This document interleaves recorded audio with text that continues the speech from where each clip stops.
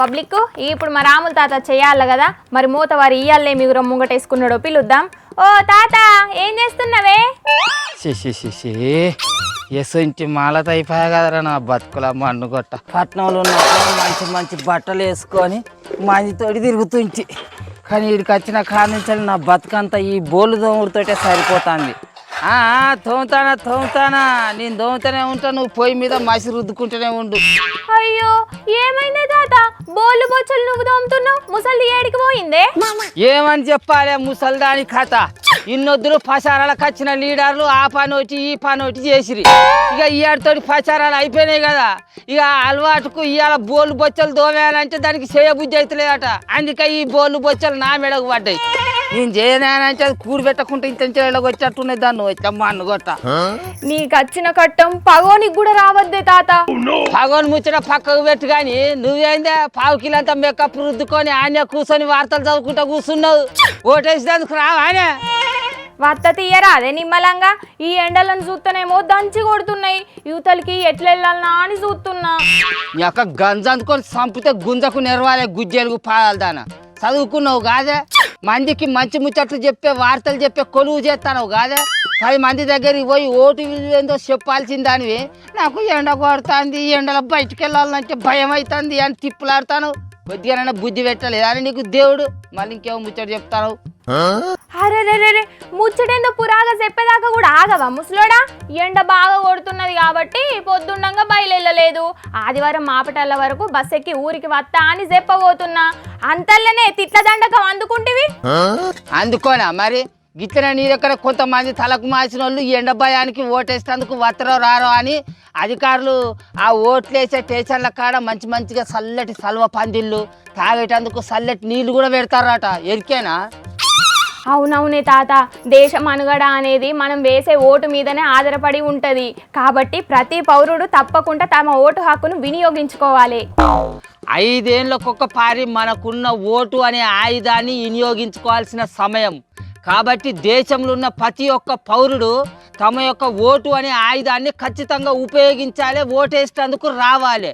డబ్బులు, మద్యం, మతం, కులం అని ఏది చూడకుండా తమ యొక్క ఓటును సక్రమంగా వినియోగించుకొని సరి అయిన నాయకుడిని ఎన్నుకొని దేశ బాగు కోసం పాటుపడాలి. అబ్బా ఎంత కరెక్ట్గా చెప్పినవే తాత. దేశ పౌరులంతా నీ లెక్కనే ఆలోచన చేసి తమ ఓటు హక్కును సక్రమంగా వినియోగించుకోవాలి. ఇక రారా యాంద్రా దొరికినా ఓరేమా నీ వరక చదువుకొని వస్తానవా? ఓరి వారి అది లేకపోతే నాకు నిద్ర పట్టదురా. మరి ఎవరు బోకర్ ముచ్చట్లు మరి నీ వరక చదువుకొని వచ్చావు, నీకు దండం పెడతావు. అగో అది లేకుంటే నిద్ర పట్టది అంటున్నావు, ఇంతకు ఏంటిదే అది? ఏడిదైతే నీకెందుకే, నీ వార్తలు నువ్వు చదువుకోరాదు. ఇత్తులు కచ్చకాయలు అన్ని అడుగుతా అంటావు వీడికి వచ్చి. అరే ఏమన్నా గోలి మందుల కోసం దండలాడుతున్నావు కావచ్చు, పైసలు లేకుంటే నేను పంపిద్దాం అనుకున్నా కాదే. అరే గతంలో సాంబాని చెల్లిపోను కొట్టరు, అదే ఒక 500 రూపాయలు నీకు పుణ్యం ఉంటుంది. అరే రేపటి సంది దుకాణాలు బంద్ వచ్చినాయి, రేపు ఎల్లుండి 2 రోజులు బంద్ అని అయితే పానం అంతా దండాడుతుంది.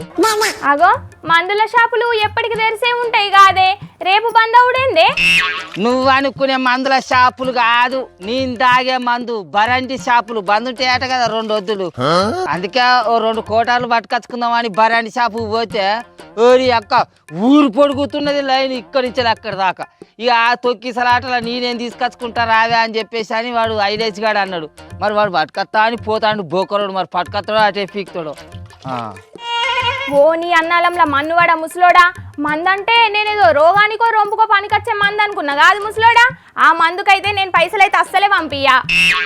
ఇక నువ్వు పంపిస్తేనే రోజు నేను నా బుత్తబాలు కదా ఆగుతానా కావచ్చు, ఊరుకుంటానా? అప్పో సప్పో చేసుకొని అయినా కూడా పట్టుకొచ్చుకుంటావు 2 కోటాలు. నీ వార్తలు నువ్వు చదువుకో, నాకు బొచ్చడంత పని ఉన్నది. ముసల్దాని ఇల్లు వాకిలు ఊడు మన సప్పుడే లేదు కదా. గిది ఊరుదూరా రాదే, ఇక నేనే చేస్తా తీగా. అయ్యో ఒక్కరోజు పని చేసేటందుకే గింతగానం గులుగుతున్నావు ముసలోడా. ముసలిది రోజుకి పనులన్నీ ఎట్లా తెస్తుంది అనుకుంటున్నావు? దాని చేసుడు చెర్ర ఏం పని చేస్తుంది అది?